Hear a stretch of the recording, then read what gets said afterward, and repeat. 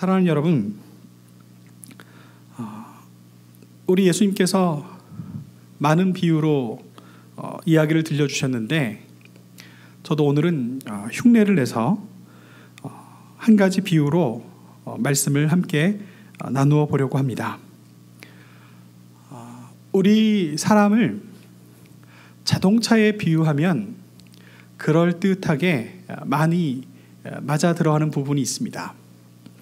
자동차의 가장 중요한 엔진이 있죠. 이 엔진이 힘을 내서 이 파워트레인으로 이 자동차 무거운 이 철덩어리를 끌고 나가는 힘을 거기서 냅니다. 아마 우리 사람도 멈추지 않는 심장이 있어서 이 심장에서 피를 쉬지 않고 뿜어대므로 우리 삶에 필요한 모든 힘이 신진대사가 이로부터 비롯되고 출발되는 줄 믿습니다. 그리고 자동차를 운전할 때 어디로 가려고 한다면 운전대가 있어서 방향을 조절하면서 어디론가 가고자 하는 목적지로 그렇게 운전을 하고 조정을 하고 달려가야 하겠죠. 그처럼 하나님께서 우리에게 뇌를 주셔서 우리 머릿속에서 우리가 하고자 하는 것, 또 우리가 가고자 하는 곳, 또 우리가 원하는 것, 이런 것들을 주셔서 그 의지대로 우리의 몸을 움직여가면서 하루하루 생활을 하고 있습니다. 자동차의 이 부분을 꼭 비유해서 든다면 우리 사람에게 무엇일까 생각해 봅니다. 아무래도 자동차에게 있어서 브레이크가 없다면 자동차의 기능을 제대로 할 수가 없을 겁니다. 달려가기만 하지 그것을 멈추거나 그것을 속도를 늦출 수 있는 이 브레이크 기능이 없다면 우리는 자동차를 유용하게 사용할 수가 없죠. 우리 사람에게 있어서 우리의 삶을 살아갈 때 힘껏 이끌어주시는 하나님의 의지나 또 우리의 뭔가 하고자 하는 계획, 이런 것들이 우리 삶을 이끌어가고 있지만 때때로 우리는 멈춰야 할 때가 있고 또 우리는 속도를 줄여야 할 때가 있는데 그 기능은 과연 우리 인간에게 무엇일까요? 좀 더 구체적으로 생각한다면 사람들이 해야 될 일이 있고 하지 말아야 될 일이 있습니다. 해야 할 일에는 열심을 다해서 해야 하겠지만 하지 말아야 할 일은 그 앞에서 딱 멈춰서야 하고 더 이상 전진하지 말아야 합니다. 사람에게 있어서 하나님께서 양심을 두셔서 또 우리에게 이 상식을 두셔서 어떤 일은 해야 하고 어떤 일은 하지 말아야 하는지, 또 어떤 일은 급히 해야 하고 또 어떤 일은 좀 천천히 해야 하는지, 이런 것들을 분별할 수 있게 하셨죠. 그런데 종종 때때로 이런 우리의 삶의 브레이크 역할을 하는 이 양심 혹은 이 상식, 이런 부분이 고장나서 벌어지는 사고들이 있습니다. 당장에 형법으로 정해 있는 이 법률들을 위반하면 큰일 나죠. 구속될 수도 있습니다. 큰 고초를 당할 수 있습니다. 그런데 세상에 보면 그런 걸 개의치 않고 그냥 마구 범법 행위를 하는 사람들이 있습니다. 그런 사람들은 마치 이 고장난 브레이크를 갖고 있는 자동차처럼 일상에서 이리저리 마구 횡포를 부리며 악한 일을 벌이며 사는 것과 같습니다.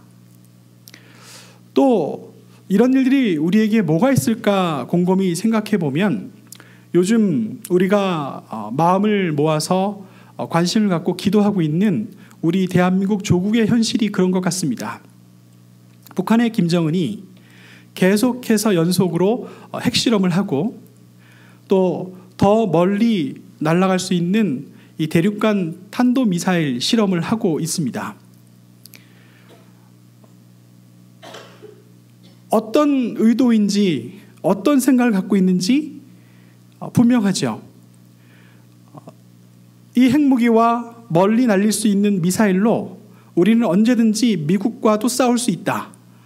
미국을 불바다로 만들고 미국에도 핵무기를 터뜨려서 아주 치명적인 상처를 입힐 수 있다. 그런 능력이 우리에게 있다는 것을 보여주고 과시하려는 그런 의도인 것 같습니다.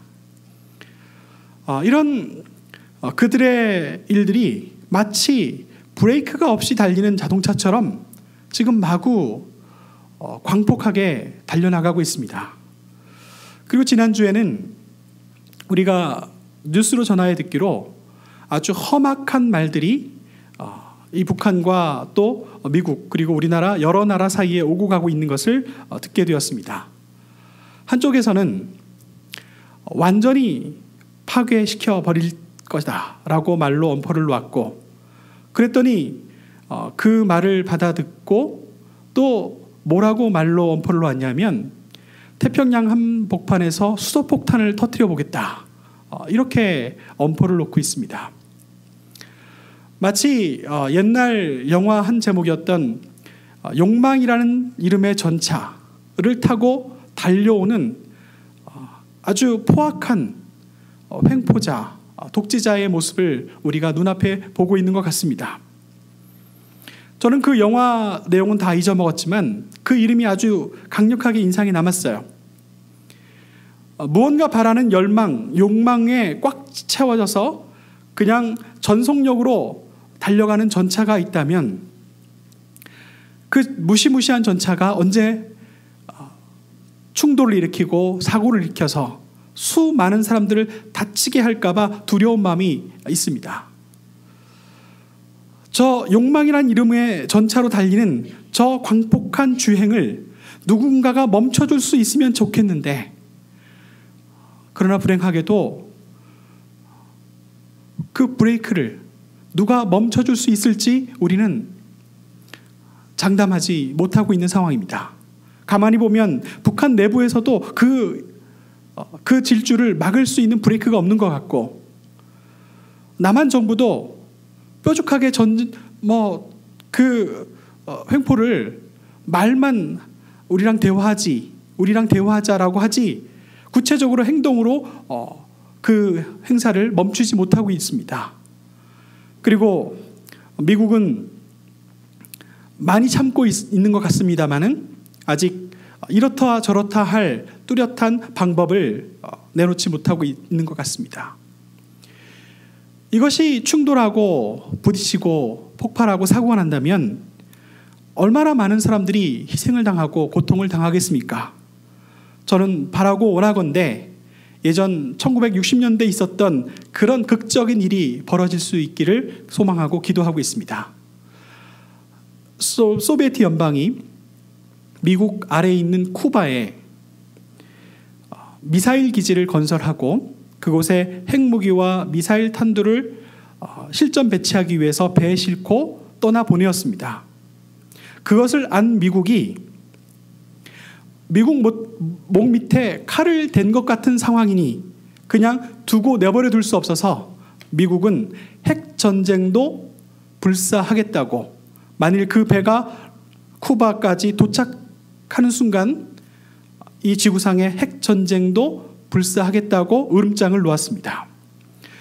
전 세계가 긴장했고 모두가 다 두려워 떨며 기다리고 있었습니다. 그때 얼마나 많은 사람들이 하나님 앞에 기도했겠습니까? 얼마나 많은 사람들이 하나님 앞에 간절히 매어 달렸겠습니까? 그때 극적인 일이 벌어졌습니다. 한쪽에서는 끝까지 자기들이 원하는 것을 이루기 위해서 달려가고 있었고, 한쪽에서는 그 무기가 실은 배가 도착하면 핵 버튼을 누를 거라고 그렇게 각오하고 있었죠.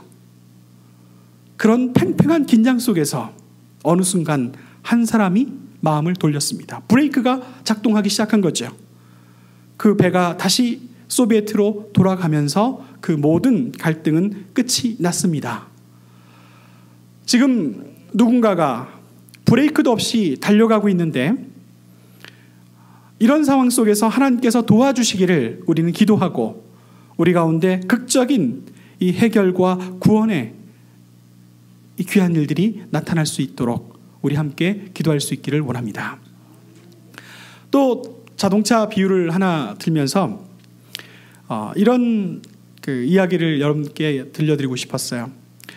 그 캘리포니아에서는요, 하이웨이를 드라이브할 때 분명히 그 속도 리밋이 표지판이 있습니다. 75마일 리밋 이렇게 적혀 있는데, 저는 캘리포니아에서 운전할 때 그 속도 표지판 그대로 달리면 안 된다는 이야기를 들었어요.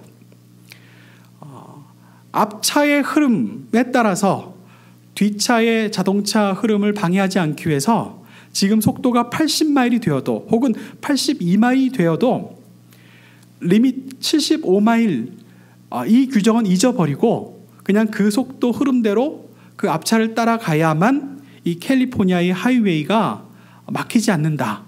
그러니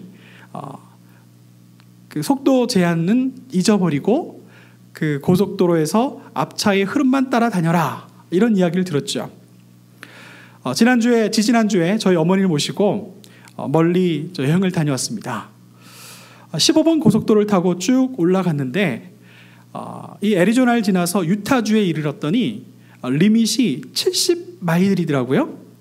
그래서 저는 주행할 때 앞차의 흐름을 뒷차의 그 교통 흐름을 방해하지 않는 선에서 70마일이니까 한 72마일쯤 달려도 되겠지 하고 달렸는데 금방 뒤에 경찰이 따라 붙었어요. 그리고 저보고 깜빡깜빡 키면서 서라고 얘기를 합니다. 그리고 차를 세웠습니다. 그리고 무슨 일인지 물어봤더니 너 70마일 리밋인데 72마일로 달렸다. 그래서 과속 위반 딱지를 내가 너한테 떼야 되겠다 라는 경고를 줬습니다. 제가 무슨 이야기로 비유를 들려고 하냐면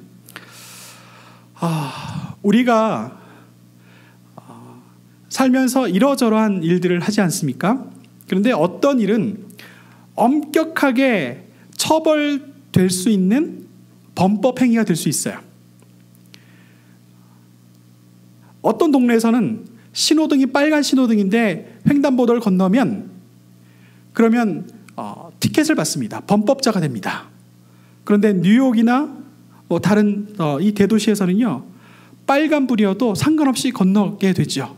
그러니까 거기서는 아무도 그 법을 어긴 것에 대해서 처벌하거나 그러지 않습니다. 제가 무슨 말씀을 드리고자 하냐면 우리 모든 사람들이 정도는 다르지만 해서는 안 되는 이 불법도 우리가 남이 보지 않으면 혹은 우리가 무의식 중에 아니면 문화가 달라서 생각이 달라서 그냥 서스름없이 저지르게 될 때도 있더라는 겁니다.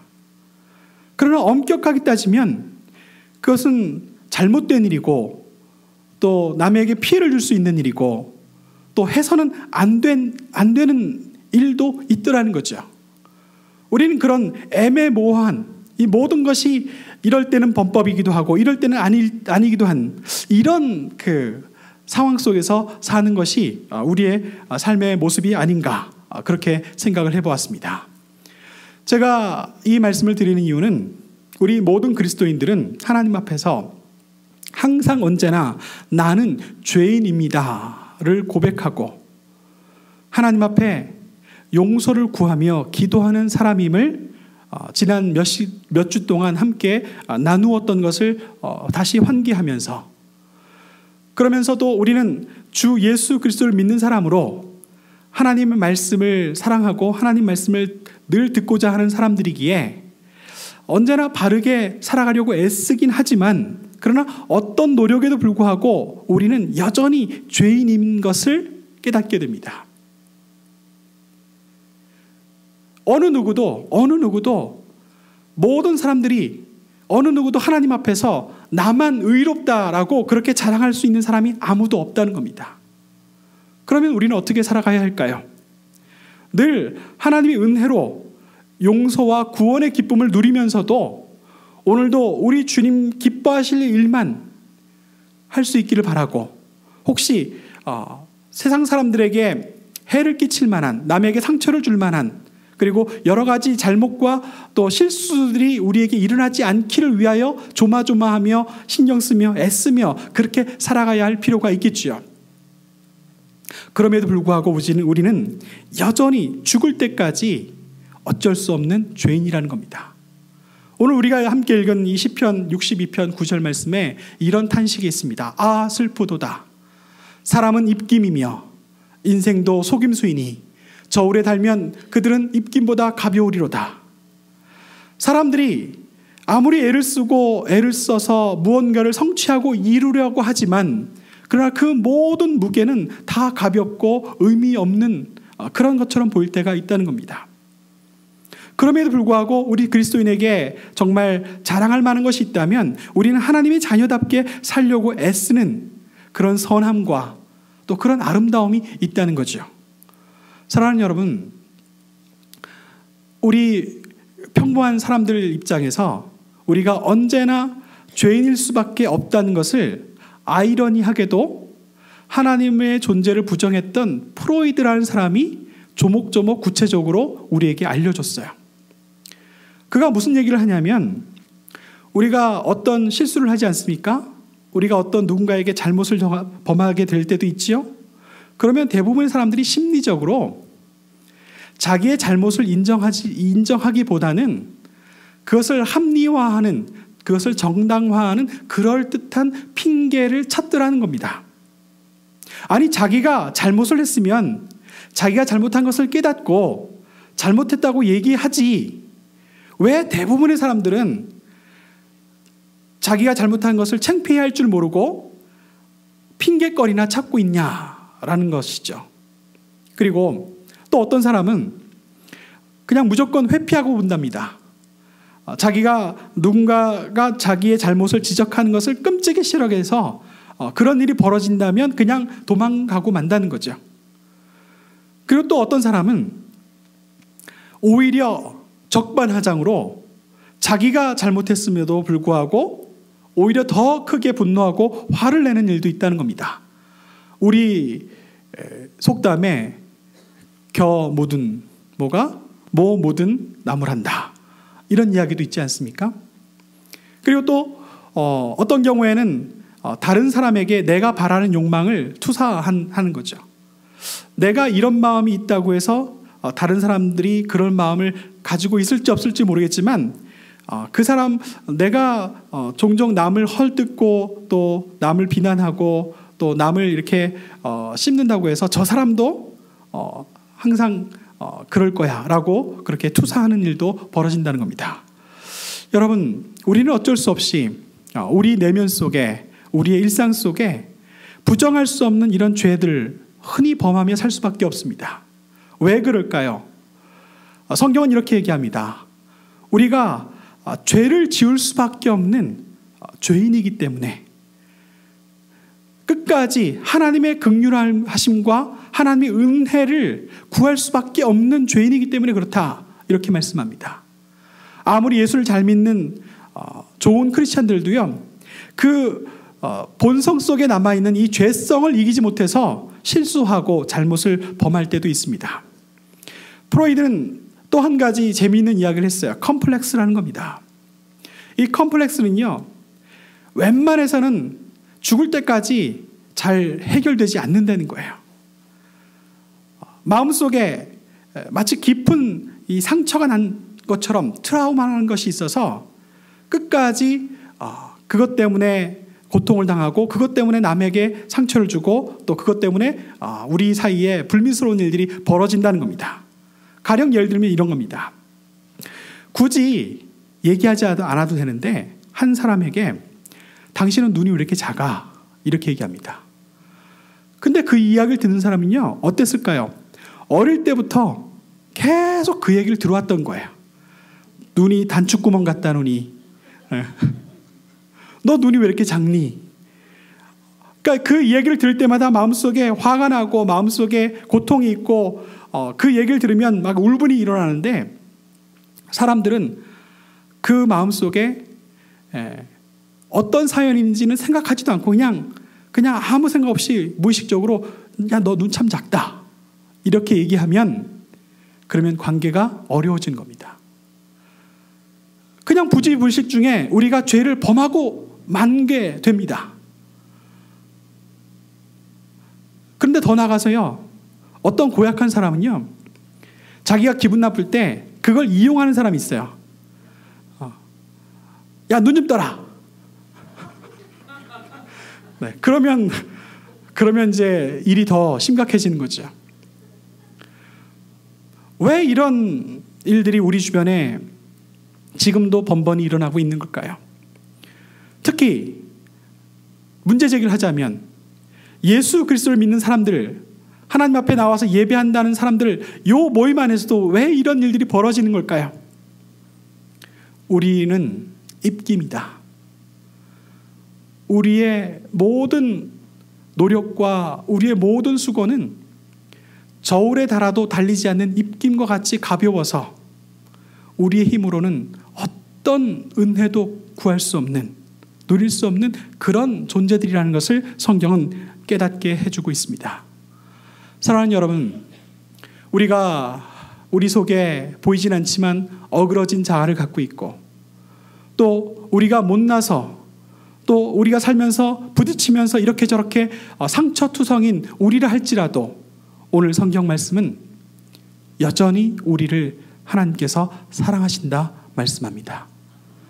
이런 우리가, 죄인인 우리가 하나님께로부터 사랑받고 있다는 이 말씀이 우리에게 얼마나 위로가 됩니까? 우리 주님께서 친히 이렇게 말씀하셨어요. 못난인 우리, 상처투성인 우리, 쉽게 실수하고 잘못하고 그리고 죄를 지을 수밖에 없는 우리에게 이렇게 말씀하십니다. 건강한 자에게 의사가 쓸데없고 병든 자에게 쓸데있다. 나는 의인을 부르러 온 것이 아니라 죄인을 부르러 왔다 말씀해 주셨습니다. 이만한 은혜가 어디 있겠습니까? 이만한 위로가 어디에 있겠습니까? 우리는 죽을 수밖에 없는 죄인이었는데 우리의 힘으로는 우리 스스로 구원은커녕 조금도 나아질 수 없는 그런 가벼운 무게의 인생일 수밖에 없는데, 그런 우리를 그 모습 그대로 품어주시고 사랑해 주시고 그리고 구원하여 주시겠다 약속하여 주시는 이 주님의 말씀이 얼마나 큰 위로가 됩니까? 사랑하는 여러분, 우리 인생이 마치 자동차 같다면 어디서나 여러분들 힘있게 활력 있게 잘 달려갈 수 있기를 바랍니다. 그러나 늘 언제나 하나님의 말씀의 법이, 하나님께서 주신 이 양심의 법이 우리가 죄를 짓는 그 앞에서는 멈춰 설 수 있도록 온전히 작동하는 우리의 삶이 될 수 있기를 바랍니다. 뿐만 아니라 우리가 함께 마음을 모아 기도할 때 정말 큰 사고를 낼 것 같이 달려가는 저 북한 김정은의 저 욕망에 가득 차서 달려가는 저 전차가 하나님의 은혜로 멈춰설 수 있는 놀라운 역사가 일어날 수 있기를 위하여 기도할 수 있기를 바랍니다. 그래서 저는 여러분에게 오늘 주신 말씀을 함께 전하면서 이 말씀, 우리 소망이, 우리의 구원이 우리 주께 있다는 이 말씀을 여러분과 함께 강력하게 붙잡기를 원합니다. 우리 여러분들 같이 한번 읽어볼까요? 로마서 7장 25절부터 8장 2절까지 말씀입니다. 우리 주 예수 그리스도로 말미암아 하나님께 감사하리로다. 그런즉 내 자신이 마음으로는 하나님의 법을, 육신으로는 죄의 법을 섬기노라. 이러므로 이제 그리스도 예수 안에 있는 자에게는 결코 정죄함이 없나니, 이는 그리스도 예수 안에 있는 생명의 성령의 법이 죄와 사망의 법에서 너를 해방하였음이라. 사랑하는 여러분, 이 한 주간 동안 오직 우리의 영혼이 잠잠히 주만 바라보며 주의 구원의 손길과 그 구원의 기쁨을 함께 감사하며 고백하며, 또 우리 주 안에서 우리 주의 놀라운 선한 일들을 시작하시고 행하시는 그 일을 바라보며 주와 함께 동행하며 살아갈 수 있기를 간절히 축원합니다. 기도하겠습니다.